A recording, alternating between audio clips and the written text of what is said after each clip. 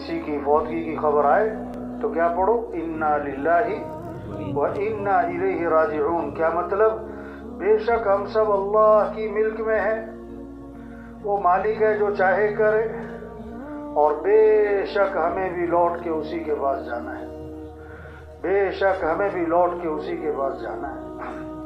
ایک قبرستان کے باہر لکھا ہوا تھا، کل یعنی گزشتہ کل ہم بھی تم جیسے تھے، کھاتے پیتے بھاگتے دوڑتے دکان دفتر کاروبار ہنستے کھیلتے، اور کل یعنی آئندہ کل تم بھی ہم جیسے ہو جاؤ گے۔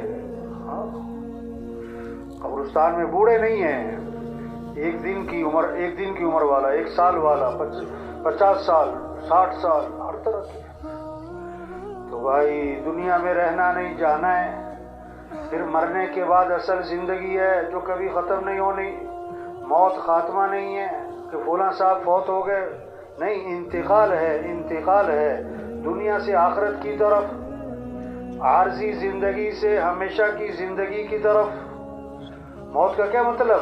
جو نظر آ رہا تھا وہ نظر آنا بند ہو گیا، اور جو نظر نہیں آ رہا تھا وہ نظر آنا شروع ہو گیا۔ اصل زندگی موت کے بعد ہے، ہمیشہ کی زندگی، حقیقی زندگی، نہ ختم ہونے والی زندگی، وہ تو موت کے بعد کی ہے۔ لوگ کہتے ہیں نا مستقبل سنوارو، بالکل ٹھیک بات، لیکن بھائی مستقبل آخرت ہے، بھائی مستقبل آخرت ہے، مستقبل موت سے شروع ہوتا ہے بھائی، موت خاتمہ نہیں ہے۔ مرنے کے بعد کی زندگی، مرنے کے بعد کیا ہے؟ یا جنت یا جہنم، یا جنت یا جہنم۔